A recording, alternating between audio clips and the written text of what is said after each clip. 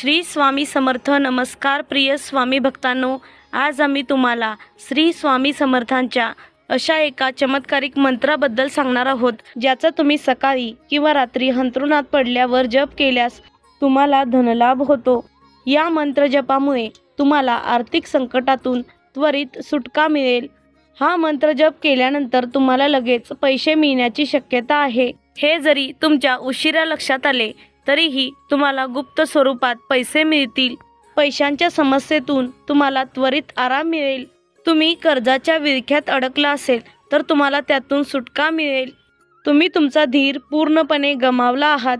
तुम्हाला काहीच सुचत नाही. भविष्याची चिंता तुम्हाला सतावत आहे. तुमची स्थिती दिवसेंदिवस खराब होत चालली आहे. तुम्हाला कुठूनही यशाचा मार्ग दिसत नसेल. तुम्हाला अनेक आर्थिक समस्यांना सामोरे जावे लागत आहे. या मंत्र जपामुळे तुम्हाला सर्व समस्यातून सुटका मिळेल. प्रिय भक्तांनो, तुम्हाला कमीत कमी 108 वेळा हा मंत्र जप ऐकायचा आहे. हा मंत्र जप चुकूनही अर्धवट सोडू नका. तुम्ही दररोज हा मंत्र जप ऐकलात तर स्वामी समर्थांची कृपा तुमच्यावर आणि तुमच्या कुटुंबावर कायम राहील. प्रिय भक्तांनो, तुम्हालाही धनलाभ हवा असेल, आर्थिक समस्यातून सुटका हवी असेल तर हा मंत्र अवश्य ऐका. तुमचा स्वामींच्या शक्तीवर विश्वास असेल तर कमेंट बॉक्समध्ये श्री स्वामी समर्थ असे लिहा. चला तर मग या मंत्र जपाला आता आपण सुरुवात करूया.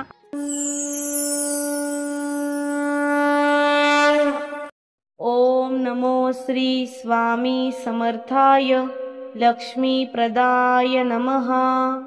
ओम नमो श्री स्वामी समर्थाय लक्ष्मी प्रदाय नमः. ओम नमो श्री स्वामी समर्थाय लक्ष्मी प्रदाय नमः.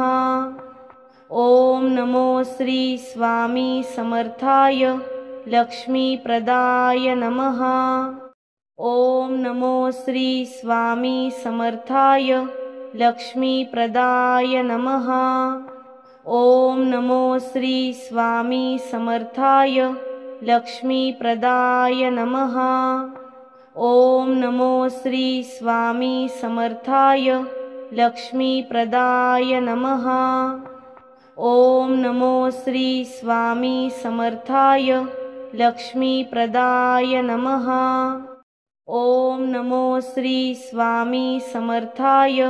लक्ष्मी प्रदाय नमः. ओम नमो श्री स्वामी समर्थाय लक्ष्मी प्रदाय नमः. ओम नमो श्री स्वामी समर्थाय लक्ष्मी प्रदाय नमः. ओम नमो श्री स्वामी समर्थाय लक्ष्मी प्रदाय नमः.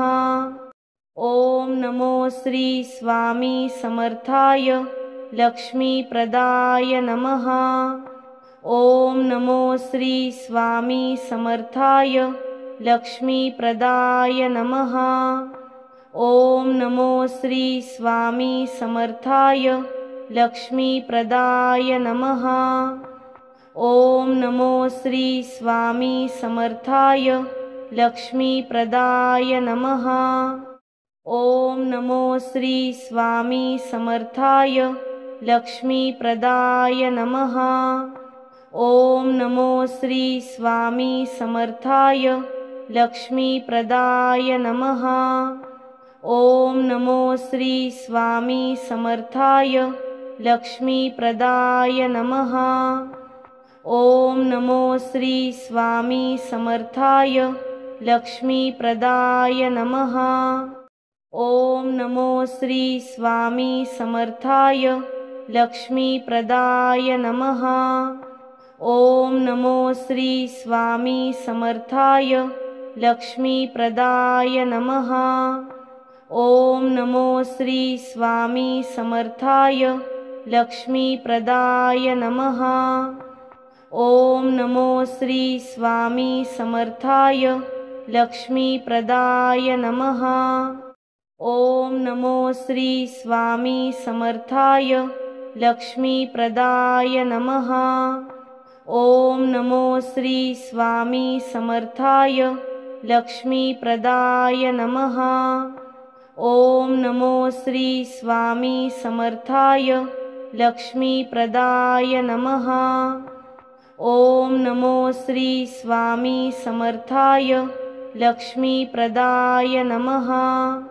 ओम नमो श्री स्वामी समर्थाय लक्ष्मीप्रदाय नमः।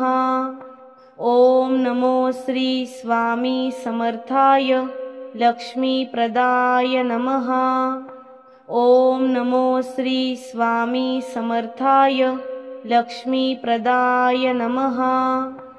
ओम नमो श्री स्वामी समर्थाय लक्ष्मीप्रदाय नमः।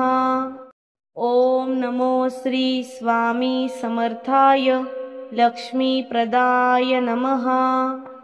ओम नमो श्री स्वामी समर्थाय लक्ष्मीप्रदाय नमः। ओम नमो श्री स्वामी समर्थाय लक्ष्मीप्रदाय नमः। ओम नमो श्री स्वामी समर्थाय लक्ष्मीप्रदाय नमः। ओम नमो श्री स्वामी समर्थाय लक्ष्मीप्रदाय नमः। ओम नमो श्री स्वामी समर्थाय लक्ष्मीप्रदाय नमः। ओम नमो श्री स्वामी समर्थाय लक्ष्मीप्रदाय नमः। ओम नमो श्री स्वामी समर्थाय लक्ष्मीप्रदाय नमः। ओम नमो श्री स्वामी समर्थाय लक्ष्मीप्रदाय नमः। ओम नमो श्री स्वामी समर्थाय लक्ष्मीप्रदाय नमः। ओम नमो श्री स्वामी समर्थाय लक्ष्मीप्रदाय नमः। ओम नमो श्री स्वामी समर्थाय लक्ष्मीप्रदाय नमः। ओम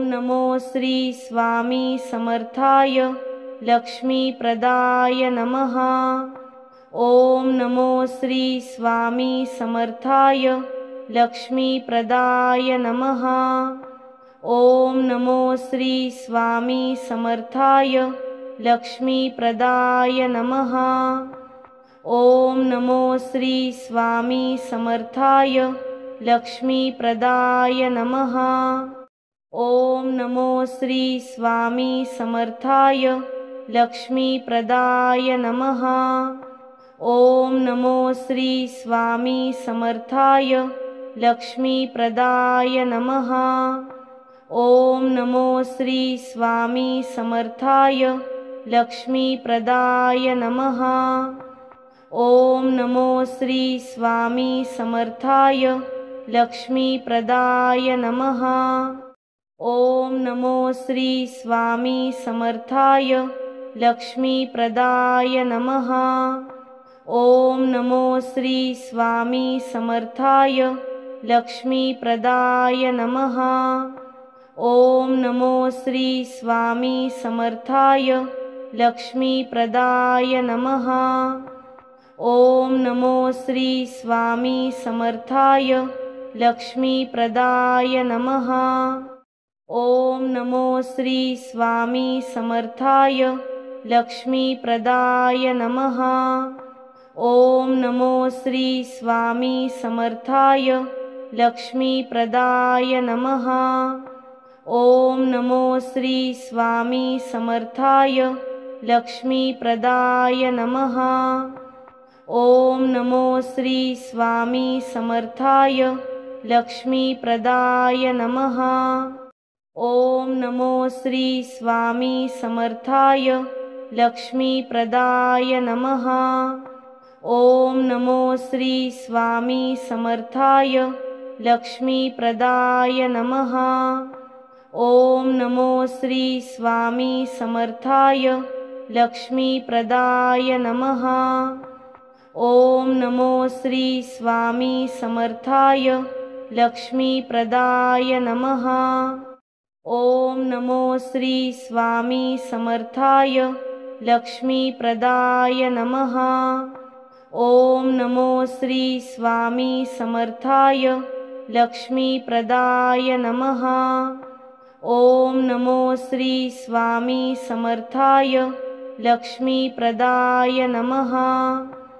ॐ नमो श्री स्वामी समर्थाय लक्ष्मीप्रदाय नमः।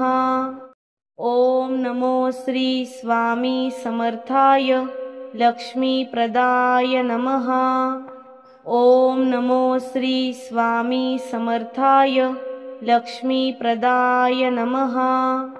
ॐ नमो श्री स्वामी समर्थाय लक्ष्मीप्रदाय नमः। ॐ नमो श्री स्वामी समर्थाय लक्ष्मीप्रदाय नमः। ॐ नमो श्री स्वामी समर्थाय लक्ष्मीप्रदाय नमः।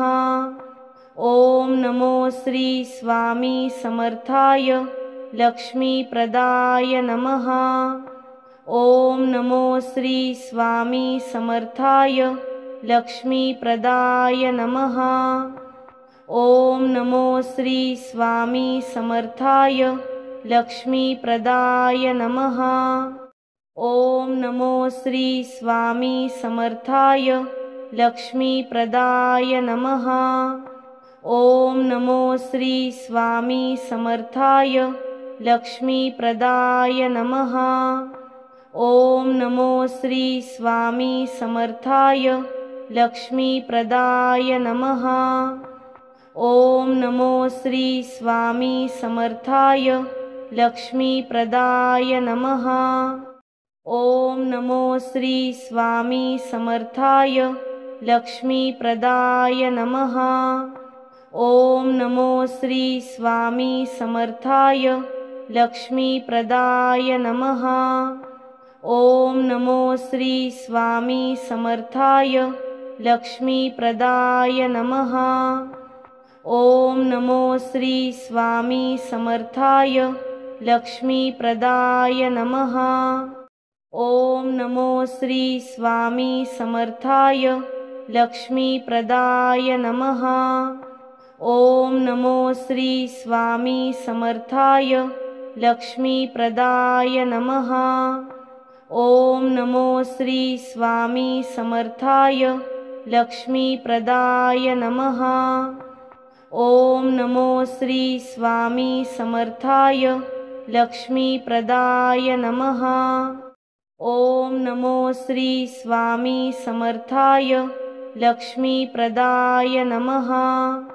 ॐ नमो श्री स्वामी समर्थाय लक्ष्मीप्रदाय नमः।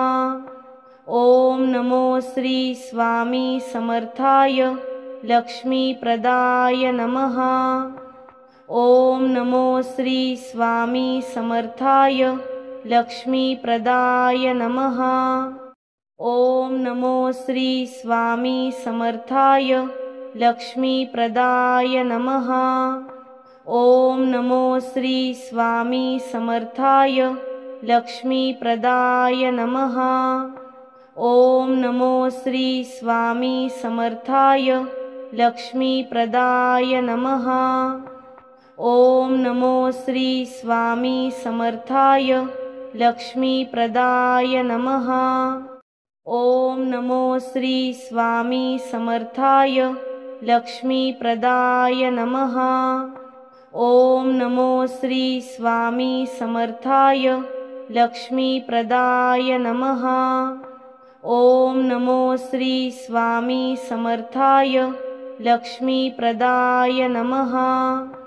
ॐ नमो श्री स्वामी समर्थाय लक्ष्मीप्रदाय नमः। ॐ नमो श्री स्वामी समर्थाय लक्ष्मीप्रदाय नमः। ॐ नमो श्री स्वामी समर्थाय लक्ष्मीप्रदाय नमः। ॐ नमो श्री स्वामी समर्थाय लक्ष्मीप्रदाय नमः। ॐ नमो श्री स्वामी समर्थाय लक्ष्मीप्रदाय नमः। ॐ नमो श्री स्वामी समर्थाय लक्ष्मीप्रदाय नमः। ॐ नमो श्री स्वामी समर्थाय लक्ष्मीप्रदाय नमः। ओम नमो श्री स्वामी समर्थाय लक्ष्मीप्रदाय नमः। ओम नमो श्री स्वामी समर्थाय लक्ष्मीप्रदाय नमः। ओम नमो श्री स्वामी समर्थाय लक्ष्मीप्रदाय नमः। ओम नमो श्री स्वामी समर्थाय लक्ष्मीप्रदाय नमः। ओम नमो श्री स्वामी समर्थाय लक्ष्मीप्रदाय नमः। ओम नमो श्री स्वामी समर्थाय लक्ष्मीप्रदाय नमः। ओम नमो श्री स्वामी समर्थाय लक्ष्मीप्रदाय नमः। ओम नमो श्री स्वामी समर्थाय लक्ष्मीप्रदाय नमः। ओम नमो श्री स्वामी समर्थाय लक्ष्मीप्रदाय नमः। ओम नमो श्री स्वामी समर्थाय लक्ष्मीप्रदाय नमः। ओम नमो श्री स्वामी समर्थाय लक्ष्मीप्रदाय नमः। ओम नमो श्री स्वामी समर्थाय लक्ष्मीप्रदाय नमः।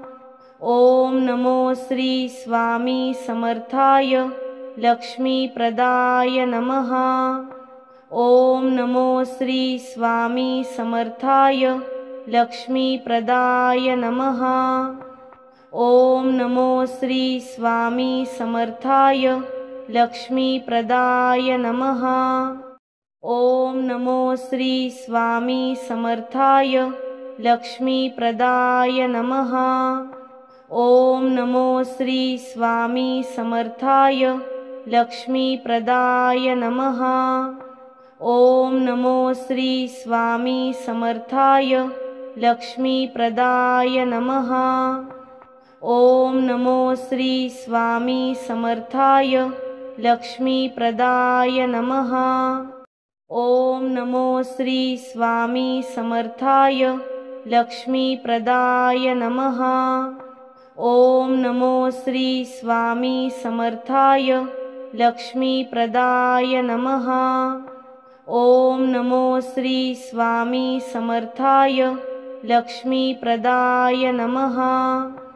ओम नमो श्री स्वामी समर्थाय लक्ष्मीप्रदाय नमः। ओम नमो श्री स्वामी समर्थाय लक्ष्मीप्रदाय नमः। ओम नमो श्री स्वामी समर्थाय लक्ष्मीप्रदाय नमः। ओम नमो श्री स्वामी समर्थाय लक्ष्मीप्रदाय नमः। ओम नमो श्री स्वामी समर्थाय लक्ष्मीप्रदाय नमः। ओम नमो श्री स्वामी समर्थाय लक्ष्मीप्रदाय नमः। ओम नमो श्री स्वामी समर्थाय लक्ष्मीप्रदाय नमः। ओम नमो श्री स्वामी समर्थाय लक्ष्मीप्रदाय नमः। ओम नमो श्री स्वामी समर्थाय लक्ष्मीप्रदाय नमः। ओम नमो श्री स्वामी समर्थाय लक्ष्मीप्रदाय नमः। ओम नमो श्री स्वामी समर्थाय लक्ष्मीप्रदाय नमः। ओम नमो श्री स्वामी समर्थाय लक्ष्मीप्रदाय नमः। ओम नमो श्री स्वामी समर्थाय लक्ष्मीप्रदाय नमः।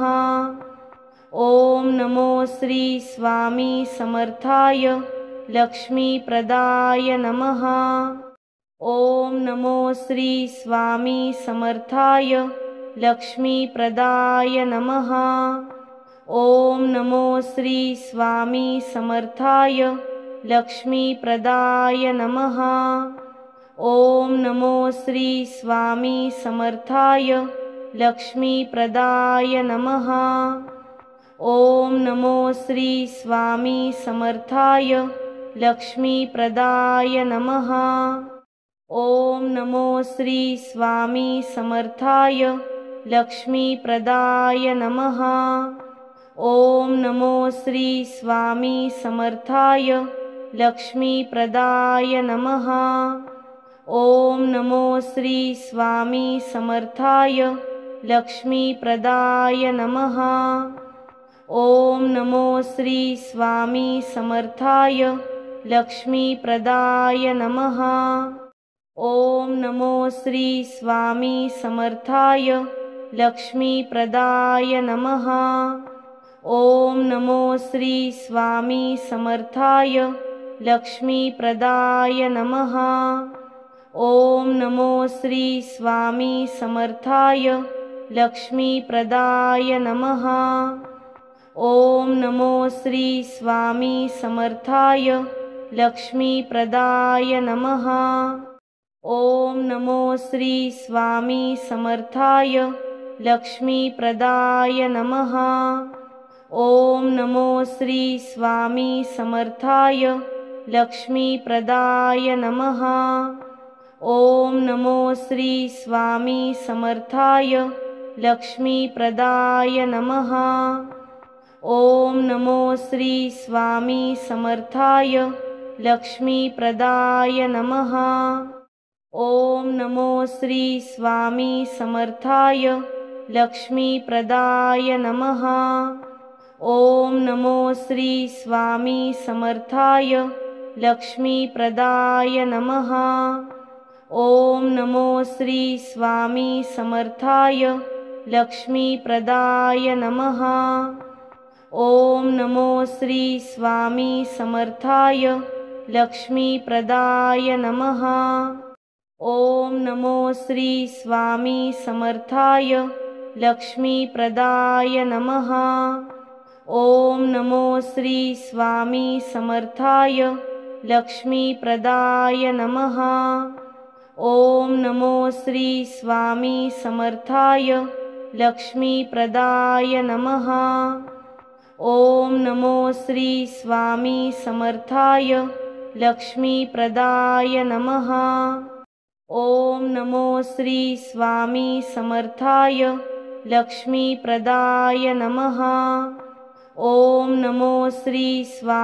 समर्थाय लक्ष्मीप्रदाय नमः।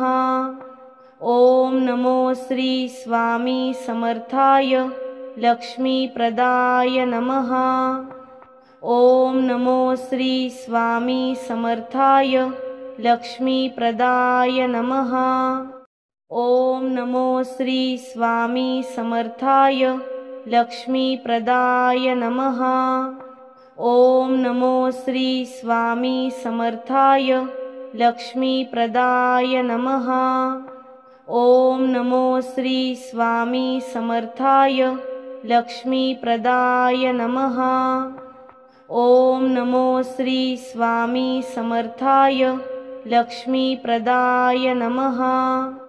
ॐ नमो श्री स्वामी समर्थाय लक्ष्मीप्रदाय नमः। ॐ नमो श्री स्वामी समर्थाय लक्ष्मीप्रदाय नमः। ॐ नमो श्री स्वामी समर्थाय लक्ष्मीप्रदाय नमः। ॐ नमो श्री स्वामी समर्थाय लक्ष्मीप्रदाय नमः। ॐ नमो श्री स्वामी समर्थाय लक्ष्मीप्रदाय नमः। ॐ नमो श्री स्वामी समर्थाय लक्ष्मीप्रदाय नमः। ॐ नमो श्री स्वामी समर्थाय लक्ष्मीप्रदाय नमः। ॐ नमो श्री स्वामी समर्थाय लक्ष्मीप्रदाय नमः। ॐ नमो श्री स्वामी समर्थाय लक्ष्मीप्रदाय नमः। ॐ नमो श्री स्वामी समर्थाय लक्ष्मीप्रदाय नमः। ॐ नमो श्री स्वामी समर्थाय लक्ष्मीप्रदाय नमः। ॐ नमो श्री स्वामी समर्थाय लक्ष्मीप्रदाय नमः। ॐ नमो श्री स्वामी समर्थाय लक्ष्मीप्रदाय नमः। ओम नमो श्री स्वामी समर्थाय लक्ष्मीप्रदाय नमः। ओम नमो श्री स्वामी समर्थाय लक्ष्मीप्रदाय नमः। ओम नमो श्री स्वामी समर्थाय लक्ष्मीप्रदाय नमः। ओम नमो श्री स्वामी समर्थाय लक्ष्मीप्रदाय नमः। ओम नमो श्री स्वामी समर्थाय लक्ष्मीप्रदाय नमः। ओम नमो श्री स्वामी समर्थाय लक्ष्मीप्रदाय नमः। ओम नमो श्री स्वामी समर्थाय लक्ष्मीप्रदाय नमः। ओम नमो श्री स्वामी समर्थाय लक्ष्मीप्रदाय नमः। ओम नमो श्री स्वामी समर्थाय लक्ष्मीप्रदाय नमः। ओम नमो श्री स्वामी समर्थाय लक्ष्मीप्रदाय नमः। ओम नमो श्री स्वामी समर्थाय लक्ष्मीप्रदाय नमः। ओम नमो श्री स्वामी समर्थाय लक्ष्मीप्रदाय नमः। ओम नमो श्री स्वामी समर्थाय लक्ष्मीप्रदाय नमः। ओम नमो श्री स्वामी समर्थाय लक्ष्मीप्रदाय नमः। ओम नमो श्री स्वामी समर्थाय लक्ष्मीप्रदाय नमः। ओम नमो श्री स्वामी समर्थाय लक्ष्मीप्रदाय नमः। ओम नमो श्री स्वामी समर्थाय लक्ष्मीप्रदाय नमः। ओम नमो श्री स्वामी समर्थाय लक्ष्मीप्रदाय नमः। ओम नमो श्री स्वामी समर्थाय लक्ष्मीप्रदाय नमः। ओम नमो श्री स्वामी समर्थाय लक्ष्मीप्रदाय नमः। ओम नमो श्री स्वामी समर्थाय लक्ष्मीप्रदाय नमः। ओम नमो श्री स्वामी समर्थाय लक्ष्मीप्रदाय नमः। ओम नमो श्री स्वामी समर्थाय लक्ष्मीप्रदाय नमः। ओम नमो श्री स्वामी समर्थाय लक्ष्मीप्रदाय नमः। ओम नमो श्री स्वामी समर्थाय लक्ष्मीप्रदाय नमः। ओम नमो श्री स्वामी समर्थाय लक्ष्मीप्रदाय नमः। ओम नमो श्री स्वामी समर्थाय लक्ष्मीप्रदाय नमः।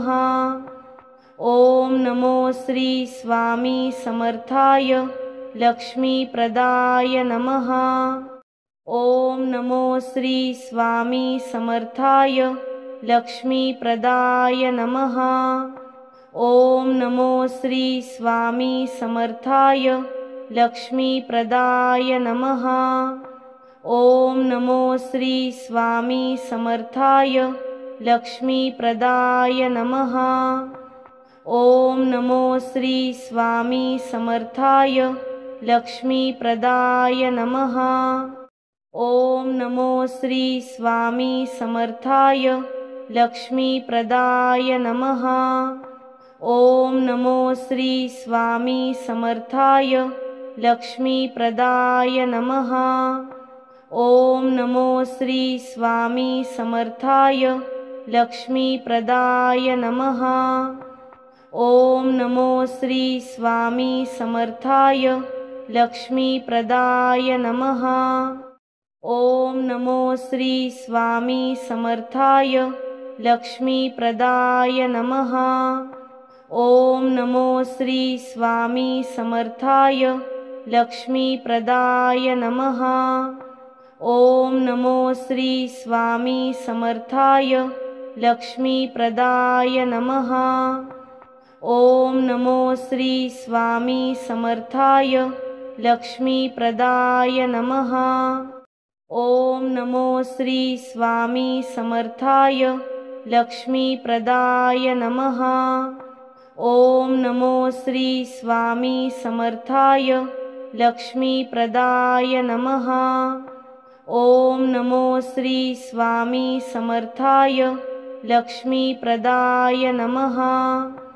ओम नमो श्री स्वामी समर्थाय लक्ष्मीप्रदाय नमः। ओम नमो श्री स्वामी समर्थाय लक्ष्मीप्रदाय नमः। ओम नमो श्री स्वामी समर्थाय लक्ष्मीप्रदाय नमः। ओम नमो श्री स्वामी समर्थाय लक्ष्मीप्रदाय नमः। ओम नमो श्री स्वामी समर्थाय लक्ष्मीप्रदाय नमः। ओम नमो श्री स्वामी समर्थाय लक्ष्मीप्रदाय नमः। ओम नमो श्री स्वामी समर्थाय लक्ष्मीप्रदाय नमः।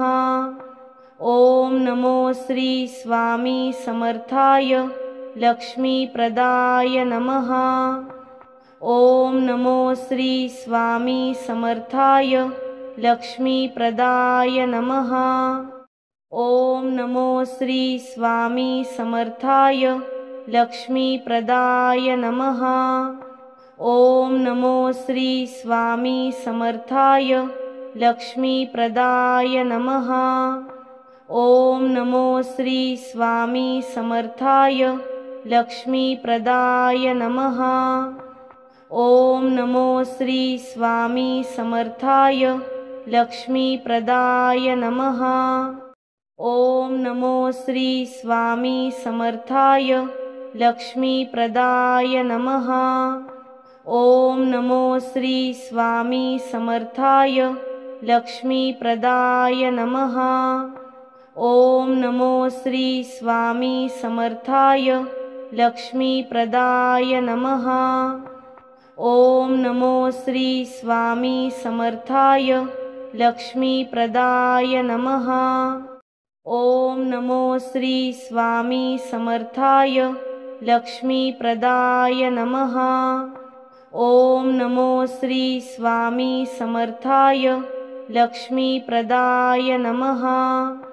ओम नमो श्री स्वामी समर्थाय लक्ष्मीप्रदाय नमः। ओम नमो श्री स्वामी समर्थाय लक्ष्मीप्रदाय नमः। ओम नमो श्री स्वामी समर्थाय लक्ष्मीप्रदाय नमः। ओम नमो श्री स्वामी समर्थाय लक्ष्मीप्रदाय नमः। ओम नमो श्री स्वामी समर्थाय लक्ष्मीप्रदाय नमः।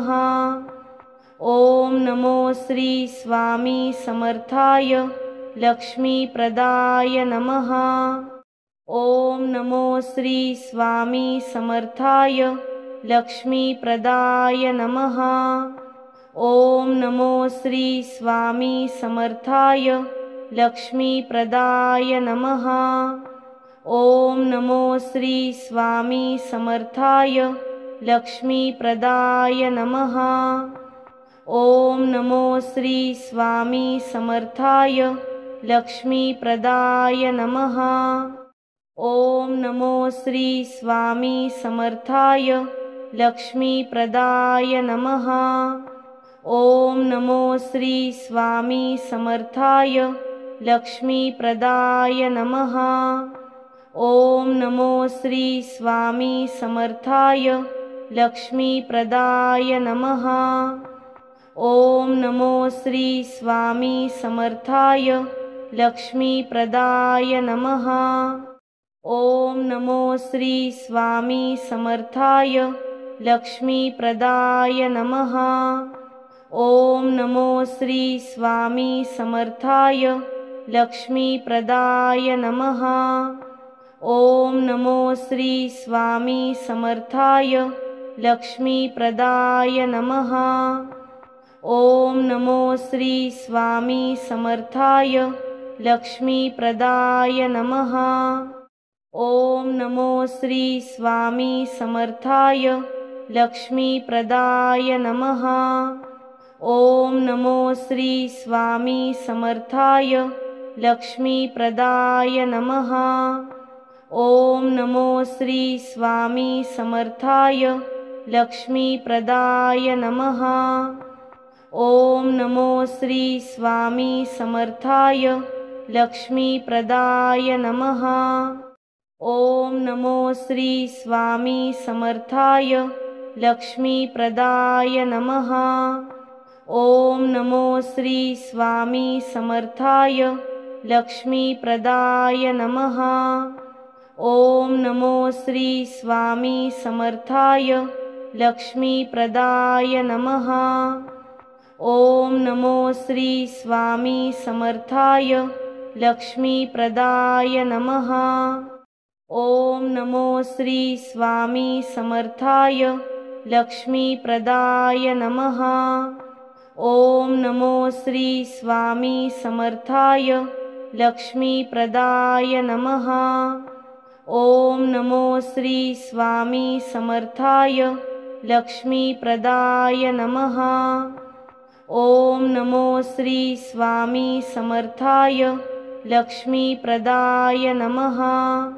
ओम नमो श्री स्वामी समर्थाय लक्ष्मीप्रदाय नमः। ओम नमो श्री स्वामी समर्थाय लक्ष्मीप्रदाय नमः। ओम नमो श्री स्वामी समर्थाय लक्ष्मीप्रदाय नमः। ओम नमो श्री स्वामी समर्थाय लक्ष्मीप्रदाय नमः। ओम नमो श्री स्वामी समर्थाय लक्ष्मीप्रदाय नमः। ओम नमो श्री स्वामी समर्थाय लक्ष्मीप्रदाय नमः। ओम नमो श्री स्वामी समर्थाय लक्ष्मीप्रदाय नमः। ओम नमो श्री स्वामी समर्थाय लक्ष्मीप्रदाय नमः। ओम नमो श्री स्वामी समर्थाय लक्ष्मीप्रदाय नमः। ओम नमो श्री स्वामी समर्थाय लक्ष्मीप्रदाय नमः। ओम नमो श्री स्वामी समर्थाय लक्ष्मीप्रदाय नमः। ओम नमो श्री स्वामी समर्थाय लक्ष्मीप्रदाय नमः। ओम नमो श्री स्वामी समर्थाय लक्ष्मीप्रदाय नमः। ओम नमो श्री स्वामी समर्थाय लक्ष्मीप्रदाय नमः। ओम नमो श्री स्वामी समर्थाय लक्ष्मीप्रदाय नमः। ओम नमो श्री स्वामी समर्थाय लक्ष्मीप्रदाय नमः। ओम नमो श्री स्वामी समर्थाय लक्ष्मीप्रदाय नमः।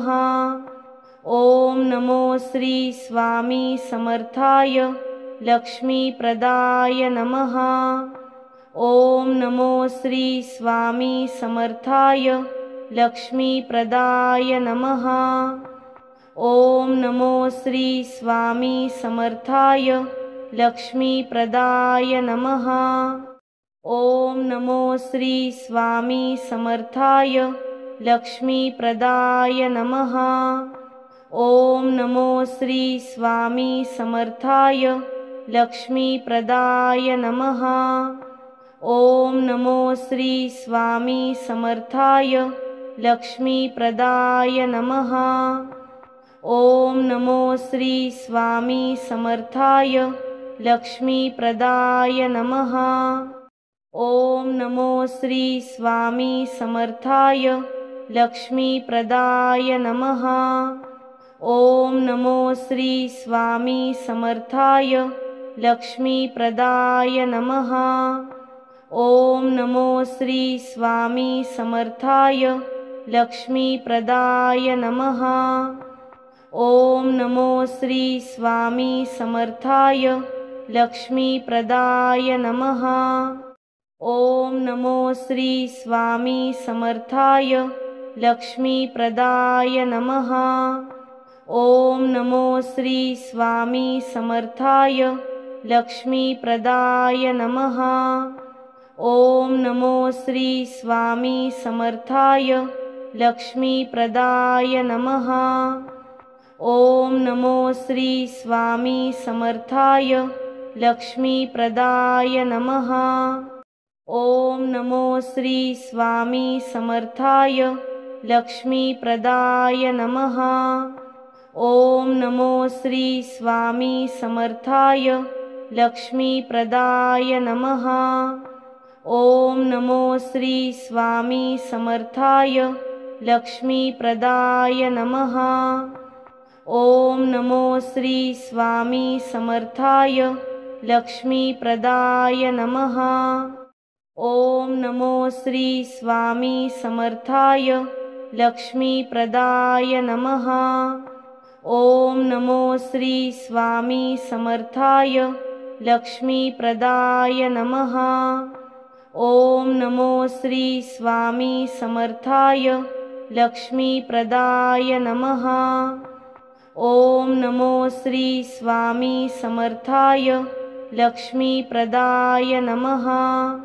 ओम नमो श्री स्वामी समर्थाय लक्ष्मीप्रदाय नमः।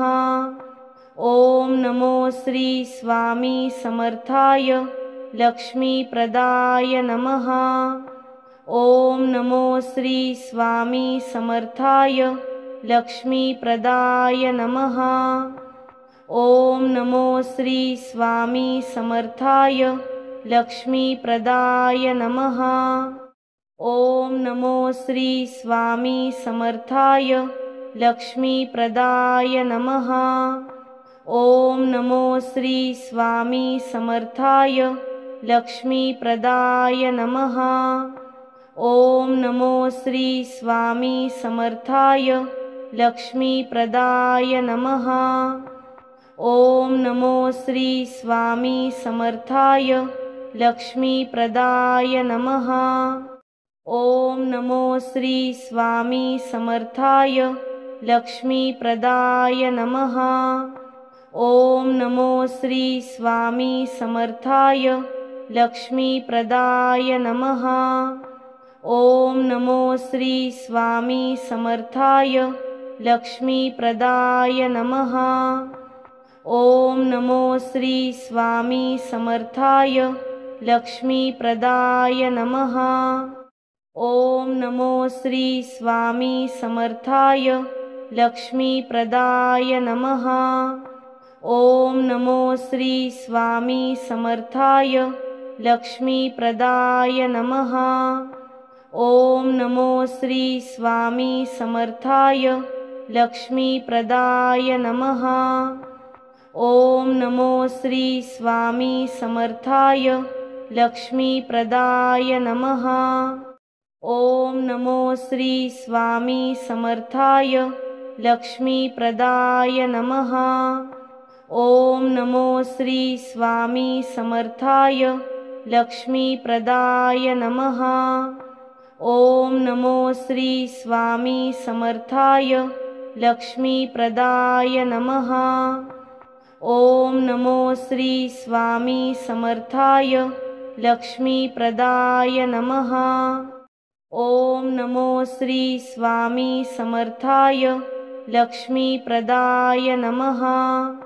ओम नमो श्री स्वामी समर्थाय लक्ष्मीप्रदाय नमः। ओम नमो श्री स्वामी समर्थाय लक्ष्मीप्रदाय नमः। ओम नमो श्री स्वामी समर्थाय लक्ष्मीप्रदाय नमः। ओम नमो श्री स्वामी समर्थाय लक्ष्मीप्रदाय नमः। ओम नमो श्री स्वामी समर्थाय लक्ष्मीप्रदाय नमः। ओम नमो श्री स्वामी समर्थाय लक्ष्मीप्रदाय नमः। ओम नमो श्री स्वामी समर्थाय लक्ष्मीप्रदाय नमः। ओम नमो श्री स्वामी समर्थाय लक्ष्मीप्रदाय नमः। ओम नमो श्री स्वामी समर्थाय लक्ष्मीप्रदाय नमः। ओम नमो श्री स्वामी समर्थाय लक्ष्मीप्रदाय नमः। ओम नमो श्री स्वामी समर्थाय लक्ष्मीप्रदाय नमः। ओम नमो श्री स्वामी समर्थाय लक्ष्मीप्रदाय नमः। ओम नमो श्री स्वामी समर्थाय लक्ष्मीप्रदाय नमः। ओम नमो श्री स्वामी समर्थाय लक्ष्मीप्रदाय नमः। ओम नमो श्री स्वामी समर्थाय लक्ष्मीप्रदाय नमः। ओम नमो श्री स्वामी समर्थाय लक्ष्मीप्रदाय नमः। ओम नमो श्री स्वामी समर्थाय लक्ष्मीप्रदाय नमः। ओम नमो श्री स्वामी समर्थाय लक्ष्मीप्रदाय नमः। ओम नमो श्री स्वामी समर्थाय लक्ष्मीप्रदाय नमः। ओम नमो श्री स्वामी समर्थाय लक्ष्मीप्रदाय नमः। ओम नमो श्री स्वामी समर्थाय लक्ष्मीप्रदाय नमः। ओम नमो श्री स्वामी समर्थाय लक्ष्मीप्रदाय नमः। ओम नमो श्री स्वामी समर्थाय लक्ष्मीप्रदाय नमः। ओम नमो श्री स्वामी समर्थाय लक्ष्मीप्रदाय नमः। ओम नमो श्री स्वामी समर्थाय लक्ष्मीप्रदाय नमः। ओम नमो श्री स्वामी समर्थाय लक्ष्मीप्रदाय नमः।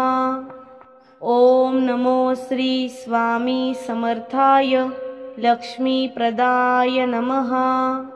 ओम नमो श्री स्वामी समर्थाय लक्ष्मीप्रदाय नमः। ओम नमो श्री स्वामी समर्थाय लक्ष्मीप्रदाय नमः। ओम नमो श्री स्वामी समर्थाय लक्ष्मीप्रदाय नमः। ओम नमो श्री स्वामी समर्थाय लक्ष्मीप्रदाय नमः।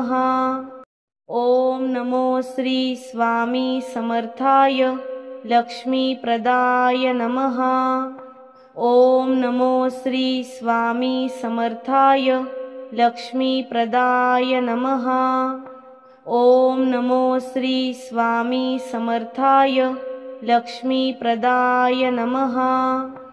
ओम नमो श्री स्वामी समर्थाय लक्ष्मीप्रदाय नमः।